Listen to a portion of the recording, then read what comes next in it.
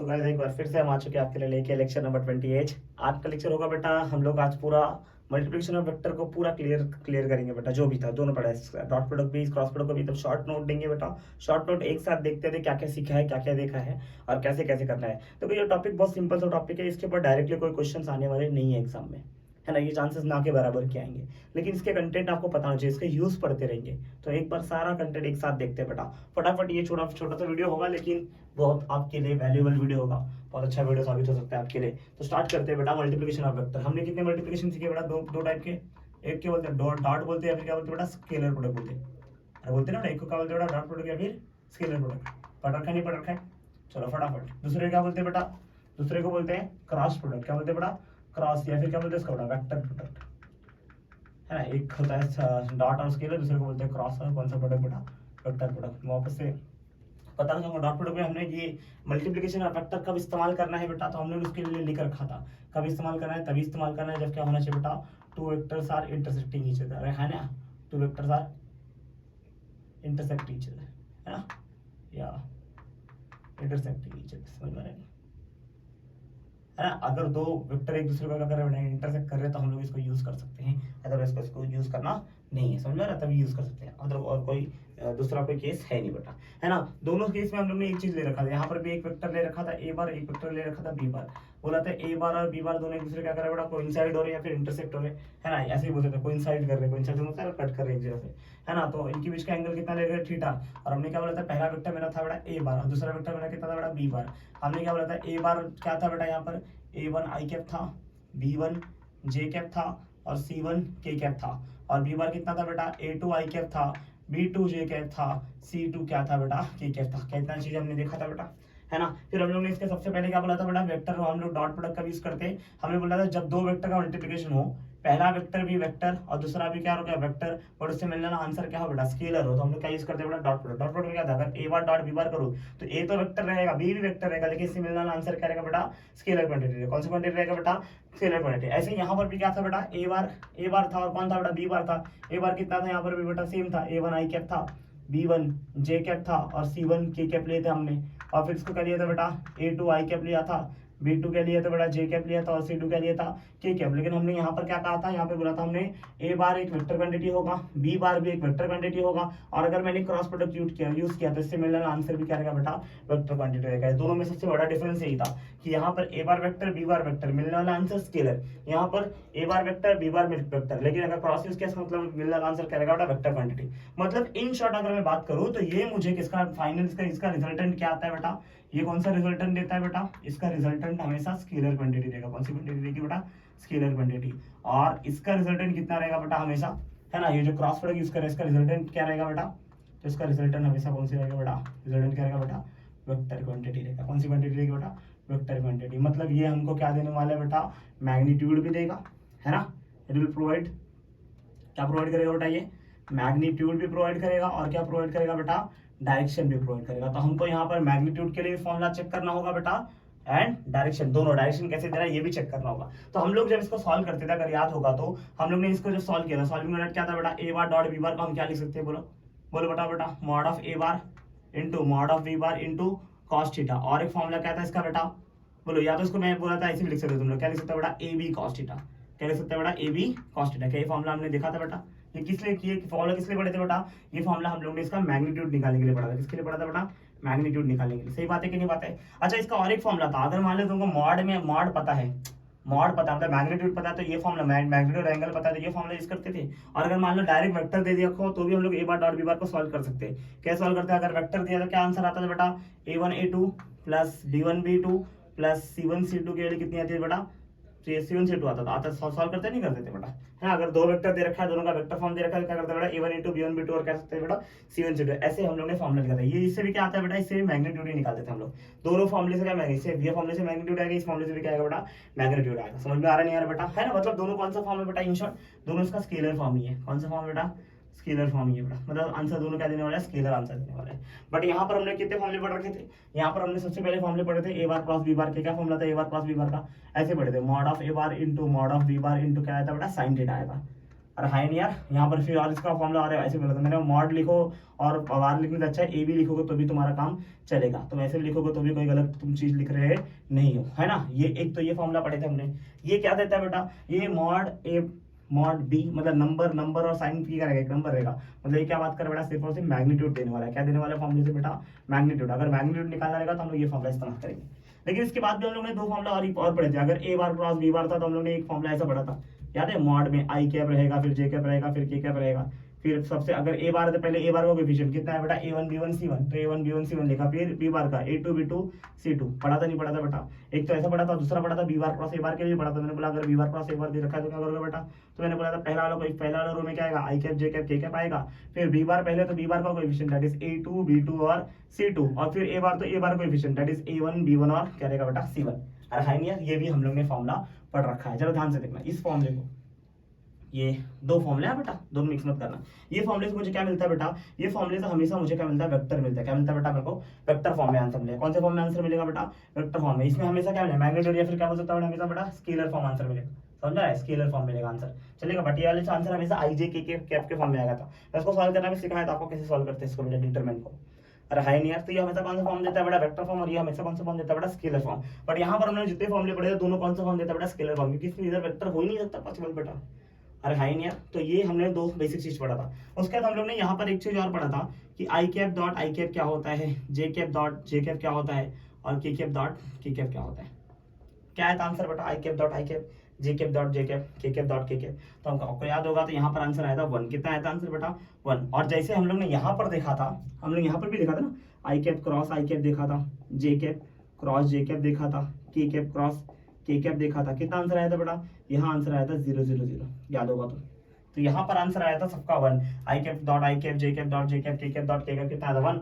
But यहाँ पर क्या आया था, जब क्रॉस प्रोडक्ट किया था तो उसका आंसर क्या आया था बेटा, 0 आया था। कितना आया था बेटा, 0 आया था। आया था कि नहीं आया था बेटा। फिर हम लोग ने यहाँ पर भी और एक चीज देखा था, I cap dot J cap dot K cap, और K cap dot I cap की वैल्यू कितनी आई थी बेटा, ये 0 आई थी। कितनी आई थी बेटा, 0, है ना। इसका मैंने प्रूफ भी दिया था। बट यहाँ पर क्या हुआ था बेटा, यहाँ पर क्या हुआ था, जब मैंने आई कैप डॉट जे कैप किया था, अच्छा याद है कि नहीं आपको, प्रूफ क्या था बेटा, मैंने आपको बताया था कि आई कैप डॉट आई कैप 1 क्यों आया था, तो मैंने ऐसे समझाया था, आई कैप भी एक यूनिट वेक्टर और आई कैप भी दूसरा यूनिट वेक्टर। हम लोग इसको सॉल्व कैसे करेंगे बेटा, mod of I cap into mod of I cap into इनके बीच का एंगल, इनके बीच का एंगल कितना रहेगा। आई कैप कहाँ होता है, unit vector along x axis, तो एक्स एक्सिस में दो आई कैप, पहला भी एक्स एक्सिस में दूसरा भी एक्स एक्सिस में, दोनों के बीच का एंगल कितना रहेगा बेटा, 0 डिग्री। कितना रहेगा बेटा एंगल, 0। तो यहाँ पर क्या लिखेगा, cos 0। अच्छा आई कैप यूनिट वेक्टर, इसका मॉड कितना आएगा, 1।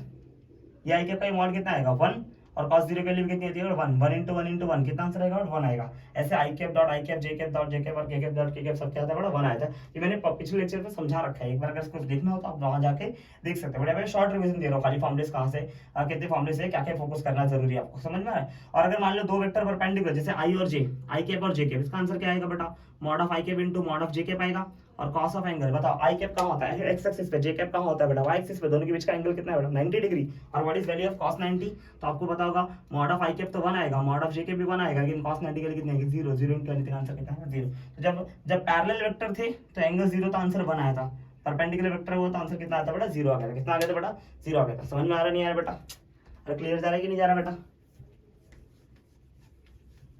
ठीक है ना। चलो तो ये मैंने दो फॉर्मूले वहां पर दे रखे थे। ऐसे यहाँ पर क्या फॉर्मूले थे, अगर सेम आए थे तो कैसे आते बेटा, आई बार क्रॉस आई बार आया था, तो आंसर क्या लिखे थे, mod of I cap into mod of I cap into क्या आता है साइन थीटा। अच्छा अगर आई और आई है तो एंगल कितना आएगा, उनके बीच का एंगल कितना आएगा 0। सेम के बीच में एंगल कितना आ सकता है 0। अगर आई कैप इधर है, दूसरा आई कैप भी बोले, दो एक्स एक्सिस पे रहेगा ना, दोनों अगर एक्स एक्सिस पे, तो एंगल कितना है दोनों के बीच का बेटा 0 एंगल है। तो साइन 0 की कितनी थी 0 होती, तो आंसर कितना आएगा 1 इंटू कितना आएगा, देखो आई कैप का मॉड मतलब यूनिट वेक्टर का मैग्नीट्यूड कितना होता है 1, unit vector magnitude 1, but sine 0 के लिए 0, तो आंसर कितना आएगा बेटा 0 आ जाएगा। समझ में, इसलिए अगर सेम वेक्टर था सबका आंसर कितना आया था 0 आया था। बट यहाँ पर केस अलग था, है कि नहीं यार। अगर हम लोग ने आई कैप क्रॉस जे कैप किया था तो उसका आंसर कुछ अलग आया था। क्या आंसर आया था बेटा, ध्यान देना। तो I cap cross J cap कितना आएगा बेटा, तो मैंने बोला था इसको हम लोग ने फॉलो किया था डायरेक्शन देने के लिए, राइट हैंड रूल, पता है ना बेटा। इसका डायरेक्शन कहाँ से दिए थे, तो हम लोग बोले डायरेक्शन अगर जब भी देना होगा तो डायरेक्शन कहाँ से देंगे बेटा, राइट हैंड रूल से देंगे, है ना। राइट हैंड रूल बोले या राइट हैंड थंब रूल बोलो, है ना। कौन सा रूल था बेटा, राइट हैंड थंब रूल से देंगे बेटा, हमेशा याद है कि नहीं बात है, ये हमेशा याद रखना आप लोग, हमेशा किसे देंगे बेटा, राइट हैंड थंब रूल से देंगे। तो बोलना I cap cross J cap, I cap cross J cap कितना, आई कैप कहाँ जाएगा एक्स एक्सिस पे, this is Y axis, this is Z axis, X Y Z चलेगा बेटा। तो I cap cross J cap करना है, आई इधर जे इधर, आई से जे जाना, राइट हैंड रूल मतलब ये राइट रूल है, ये एक्स एक्सिस, एक्स पे है और कहाँ जाना है, वाई पे जाना है, एक्स से वाई पे जाना है, देखा, आई कैप क्रॉस जे कैप, आई एक्स एक्सिस पे, जे वाई एक्सिस पे। अगर मैं एक्स से जे वाई जाऊँ तो मुझे डायरेक्शन कहाँ दे रहा है, हम कहाँ डायरेक्शन दे रहे हैं, इधर दे रहा है, मतलब ये कौन सा एक्सिस जा रहा है, जेड एक्सिस जा रहा है, और जेड का ये पॉजिटिव वाला दे रहा है, तो पॉजिटिव वाला कितना आएगा आंसर बेटा, के कैप आएगा। फिर ऐसे अगर मैं जे कैप क्रॉस के कैप करूँ तो जे मतलब वाई और के मतलब जेड, जे मतलब वाई एक्सिस पे रहेगा और के मतलब, है ना, राइट हैंड रूल होगा, थंब रूल होगा, कहां से कहां जाना है, वाई से जेड है ना, वाई इधर पे जेड इधर पे, वाई से जेड, वाई से जेड का डायरेक्शन बोल, एक्स एक्सिस दिखा रहा है, एक्स एक्सिस के आंसर कितना आएगा, आई कैप आएगा। ऐसा अगर के कैप क्रॉस आई कैप करूं तो आंसर कितना आएगा बेटा, के कैप कितना है, के कैप मतलब जेड एक्सिस और आई कैप मतलब एक्स एक्सिस, हाँ, के कैप आई कैप, मेरे को के से आई जाना, मतलब जेड से कहां जा रहा है, एक्स जा रहा है, अगर जेड से एक्स जा रहा है तो डायरेक्शन कहां जा रहा है, वाई एक्सिस पे दे रहा है, और ऊपर दे रहा है, ऊपर दे रहा है मतलब वाई एक्सिस का पॉजिटिव, मतलब क्या आएगा आंसर बेटा, जे कैप आएगा। क्या ये चीज हमने देखा था बेटा, अगर यही चीज उल्टा हो जाए तो क्या आंसर आता है बेटा, जे कैप क्रॉस आई कैप, बोलो जे कैप क्रॉस आई कैप, या फिर के कैप क्रॉस जे कैप, या फिर आई कैप क्रॉस के कैप, ये सब की वैल्यू कितनी आती थी बेटा, तो हम लोग ने इसको भी सॉल्व किया था, हमने बोला था जस्ट अपोजिट डायरेक्शन आता था, क्या आता था बेटा, जस्ट डायरेक्शन अपोजिट, जैसे मैं जे से आई गया, मैंने एक्स से वाई गया तो डायरेक्शन इधर आया था, अगर वो वाई से एक्स जाना है तो डायरेक्शन कहाँ है, पीछे जाएगा, पीछे मतलब एक्स एक्स, ये जेड एक्सिस है बेटा, ये वाला एक्सिस कौन सा एक्सिस, जेड एक्सिस है, और पीछे जा रहा है मतलब क्या आंसर आएगा बेटा, माइनस के। ऐसे ये वाला कहाँ जाएगा बेटा, जे से के, जैसे के मतलब वाई से जब हम लोग जेड गए थे तो आंसर पॉजिटिव एक्स आया था, ऐसे अगर मैं जेड से वाई जाऊंगा तो कहाँ जाएगा आंसर बेटा, इस साइड जाएगा तो कहाँ जाएगा बेटा, माइनस आई कैप आएगा, और ऐसे कितना आएगा, माइनस जे कैप आएगा। ये हम लोग ने वहां पर भी ये भी पढ़ रखा था, है ना, मतलब यहाँ पर आई कैप क्रॉस जे कैप और जे कैप क्रॉस आई कैप सेम नहीं है, एक के कैप है दूसरा माइनस के कैप, मतलब मैग्नीट्यूड दोनों का सेम है, दोनों जेड एक्सिस पे ही है, लेकिन एक पॉजिटिव डायरेक्शन में और कौन सा डायरेक्शन बेटा, नेगेटिव डायरेक्शन में। मतलब हम लोग यहाँ से क्या सीखा था बेटा कि ए बार क्रॉस बी बार और B bar cross A bar equal नहीं होगा, क्या इक्वल होगा बेटा, इनका मैग्नीट्यूड इक्वल होगा, ए बार क्रॉस बी बार का मॉड और बी बार क्रॉस ए बार का मॉड, मैग्नीट्यूड में दोनों क्या रहेंगे, सेम रहेंगे, बट अगर वेक्टर फॉर्म में अगर तुमको सेम लिखना है तो क्या लिखना पड़ेगा, माइनस साइन लिखना पड़ेगा, क्या लिखना पड़ेगा बेटा, माइनस साइन लिखना पड़ेगा। ये चीज हम लोग ने लास्ट लेक्चर में देखा था, देखा नहीं देखा था। ऐसे अगर यहाँ चाहूँ तो यहाँ पर कुछ भी करो, ए बार डॉट बी बार करो या बी बार डॉट ए बार करो, कोई फर्क पड़ने वाला नहीं है। इसका वेक्टर में अगर ऐसे लिखोगे तो भी ठीक है, इसका मैग्नीट्यूड ऐसे करके लिखोगे तो भी क्या रहेगा बेटा, ठीक ही रहेगा, इसको कोई फर्क पड़ता नहीं है। डॉट प्रोडक्ट को आप कैसे आगे पीछे कर सकते हो, अरे है नहीं यार, बट इसको आगे पीछे कर सकते नहीं, इसको आगे पीछे करोगे तो आपका रिजल्टेंट क्या हो जाएगा बेटा, चेंज आएगा। कैसे चेंज होगा, अगर मान लिया तुमने ए को बी लिख दिया, बी को ए लिख दिया, तो तुम्हारा अगर रिजल्टेंट यहाँ आता रहेगा तो कहाँ चलेगा बेटा, पीछे चल जाएगा, अरे ना, डायरेक्शन क्या होगा, बदल जाएगा। डायरेक्शन कौन सा डायरेक्शन फॉलो करेगा बेटा, वो अपोजिट डायरेक्शन को वो फॉलो करने वाला है। समझ में आ रहा नहीं आ रहा बेटा, होप करता आपको एक बार डॉट बी बार और बी बार डॉट ए बार अभी तक का पूरा कंटेंट समझा है। फिर वहां पर एक हम लोग ने दो चीज और सीखा था, है ना, क्या दो चीज सीखा था हम लोग ने यहाँ पर बेटा, डॉट प्रोडक्ट में हमने बोला था सेम वेक्टर का अगर तुम लोग डॉट प्रोडक्ट लोगे, किसका डॉट प्रोडक्ट लोगे बेटा, सेम वेक्टर का अगर डॉट प्रोडक्ट लेगा तो उसका आंसर क्या आएगा। तो हम लोग ने वहां पर एक चीज समझा था, सेम वेक्टर का डॉट प्रोडक्ट क्या है, जैसे मान ली मैंने ऐसे लिखा ए बार डॉट ए बार क्या है, तो ए बार डॉट ए बार क्या आएगा, हमेशा मॉड ऑफ ए बार का स्क्वायर आएगा। हमेशा dot product of same vector क्या आता है, उसके जो ए बार डॉट पर लिख रहा है उसके मैग्नीट्यूड का स्क्वायर का आंसर आएगा। किसका आंसर है बेटा, मैग्नीट्यूड के स्क्वायर का आंसर आता था। जैसे मान लो अगर मैं B bar dot B bar लिया तो B bar dot B bar क्या किसके इक्वल आएगा, उसके मॉड के स्क्वायर के इक्वल आता था। ये चीज हम लोग ने वहां पर फोकस किया था और समझा था, है कि नहीं यार। तो सेम वेक्टर का डॉट प्रोडक्ट कितना आंसर आता है बेटा, यहाँ पर उसके मैग्नीट्यूड का स्क्वायर के इक्वल आता है, है नहीं यार। डॉट प्रोडक्ट लिख देता, क्या लिखा मैंने बेटा, dot product of same vector किसके इक्वल आएगा बेटा, इसके स्क्वायर ऑफ मैग्नीट्यूड के इक्वल आएगा, स्क्वायर ऑफ मैग्नीट्यूड। समझ आ रहा है नहीं यार, dot product of same vector, dot product of same vector किसके इक्वल आएगा, square of the magnitude of vector का आएगा। समझ में आ रहा है बेटा, हाँ, जो भी वेक्टर रहेगा उसका स्क्वायर ऑफ मैग्नीट्यूड के ऊपर आएगा। समझ में आ रहा नहीं यार बेटा, ये हम लोग ने वहां से कंक्लूजन देखा था, अगर सॉल्व किया होगा, अगर अपने डॉट प्रोडक्ट का मेरा वीडियो देखा है तो आपको वहां से समझेगा। बट यहाँ पर क्या था, जब सेम वेक्टर को लाया था, किसको लाया था बेटा, सेम वेक्टर क्रॉस प्रोडक्ट किए थे, याद है कि नहीं याद है ना, cross product of same vector जो देखा था, cross product of same vector जब हमने देखा था तो हमको आपको याद होगा, cross product of same vector answer कितना आ गया था बेटा, 0 आ गया था। कितना आ गया था बेटा, 0, क्योंकि हमने वहां पर देख रहा था एग्जांपल में, देखा था कि नहीं देखा था बेटा, कि ए बार क्रॉस ए बार आंसर कितना आया था, 0 आया था, B bar cross B bar का आंसर कितना आया था, 0 आया था। अरे आ था कि नहीं आता, क्योंकि एंगल कितना हो जाता था, अगर सेम वेक्टर है तो एंगल कितना होता, दोनों के बीच का एंगल 0 हो जाता था, और एंगल 0 हो गया तो हमारा सॉल्व करने के तरीका क्या था बेटा, एंगल 0 हो गया ना, एंगल 0 हो गया तो साइन 0 के लिए कितनी 0 आती है, इसलिए वहां पर क्या आता बेटा, ऐसा हम लोग ने जीरो आ गया था। समझ में आ रहा नहीं यार बेटा? अच्छा, हम लोग इसका एप्लीकेशन कब यूज करेंगे बेटा? इसको अप्लाई करेंगे। एप्लीकेशन क्या था कि हमको कब याद आना चाहिए कि मुझे डॉट प्रोडक्ट यूज करना है, और हमको कब याद आना चाहिए कि हमको क्या यूज करना है बेटा? Cross product. तो दोनों का एप्लीकेशन अगर कोई तुमको पूछ दे कि एप्लीकेशन क्या रहेगा, तो एप्लीकेशन क्या बताओगे इसको बेटा? प्लीज, क्या एप्लीकेशन आएगा? तो हम लोग ने यहाँ पर एप्लीकेशन क्या देखा था बेटा? है ना, फटाफट एप्लीकेशन समझा था। क्या एप्लीकेशन देखा था? हमने बोला था डॉट प्रोडक्ट क्या होता है बेटा? डॉट प्रोडक्ट परपेंडिकुलर वेक्टर का डॉट प्रोडक्ट जीरो होता है। अरे है ना, डॉट प्रोडक्ट किसका जीरो होता है बेटा? Dot product of two perpendicular vector. कितने परपेंडिकुलर बेटा? Two perpendicular vector. अगर दो परपेंडिकुलर वेक्टर है तो हमेशा कितना आएगा? जीरो आएगा। अरे है नहीं, क्रॉस प्रोडक्ट में क्या था बेटा एप्लीकेशन? अगर मैं बोलूं तो क्रॉस प्रोडक्ट का, तो क्या बोला था हमने बेटा? Cross product of two parallel vector. Cross product of two parallel vector. कौन सा वेक्टर बेटा? Parallel vector. हमेशा कितना आएगा बेटा? जीरो आएगा। तो अगर तुमको पैरेलल वेक्टर देखे, कौन सा वेक्टर देखे बेटा? पैरेलल वेक्टर देखे तो यहाँ पर डॉट क्रॉस प्रोडक्ट जीरो आएगा, और अगर परपेंडिकुलर वेक्टर देखे तो क्या जीरो आता था? डॉट प्रोडक्ट जीरो आता था। तो हम लोग अगर मान ले दो पैरेलल वेक्टर, यहाँ परपेंडिकुलर वेक्टर यहाँ पर ए बार और बी बार है, तो ए बार डॉट बी बार हमेशा कितना आएगा? आंसर आएगा जीरो। और यहाँ पर अगर मान ले ए बार और बी बार पैरेलल है तो ए बार क्रॉस बी बार कितना आंसर आएगा बेटा? जीरो आएगा। अरे हाई नहीं यार, क्योंकि यहाँ पर ए बार और बी बार कैसे है बेटा? Parallel vector. कौन से वेक्टर है? पैरेलल। और यहाँ पर ए बार एंड बी बार कैसे है बेटा? परपेंडिकुलर वेक्टर है। अरे हाई नहीं यार, समझ में आ रहा है बेटा? तो देन ये ऐसा होने वाला है ना? यही इतना कंटेंट है बेटा जो डॉट प्रोडक्ट और क्रॉस प्रोडक्ट पे बहुत आपको शांति से सोचने की जरूरत है, और कुछ मेरे हिसाब से जानने की आपको जरूरत है। इतना भी अगर आपको आता रहेगा तो आप डॉट प्रोडक्ट और क्रॉस प्रोडक्ट के जितने भी क्वेश्चन है उठा लेंगे। हाँ, एक चीज याद रखना बेटा, एक बहुत छोटा सा कंसेप्ट मैं आपको दे रहा हूँ। हमेशा जब भी हम लोग क्रॉस प्रोडक्ट यूज करेंगे, क्या यूज करेंगे बेटा? Cross product. तो क्रॉस प्रोडक्ट लिखते हुए एक बात ध्यान देना, जब भी हम दो वेक्टर का क्रॉस प्रोडक्ट लिखते हैं, मैं ये बहुत स्टैटिक नॉलेज दे रहा हूँ, ये कहीं लिखा हुआ नहीं है, बट यही ऑब्जर्वेशन है और यही हर जगह यूज होता है। अगर मैंने कहीं पर लिख दिया ए बार क्रॉस बी बार, तो याद रखना क्रॉस प्रोडक्ट में हम लोग सेकंड वेक्टर, कौन सा वेक्टर बेटा? सेकंड। अगर मैंने ए बार क्रॉस बी बार लिखा है तो हमारा जो बी बार होगा, बी बार देखना ए बार और बी बार में एक चीज कांस्टेंट रहेगा। कोई एक चीज क्या होगा बेटा? कांस्टेंट रहेगा। हमेशा सेकंड टर्म जो रहेगा ना बी बार इज ऑलवेज क्या रहेगा बेटा? इज ऑलवेज कांस्टेंट नंबर रहेगा, कांस्टेंट इन मैग्नीट्यूड रहेगा। कांस्टेंट इन किसमें रहेगा बेटा? मैग्नीट्यूड। ये चीज को आप फोकस करना, आपको समझ में आएगा बेटा बाद में। समझ में आ रहा बेटा? जो अपना सेकंड वेक्टर होने वाला है, मतलब जो बी बार होने वाला है, वो कैसा होने वाला है? हमेशा कांस्टेंट इन मैग्नीट्यूड होगा।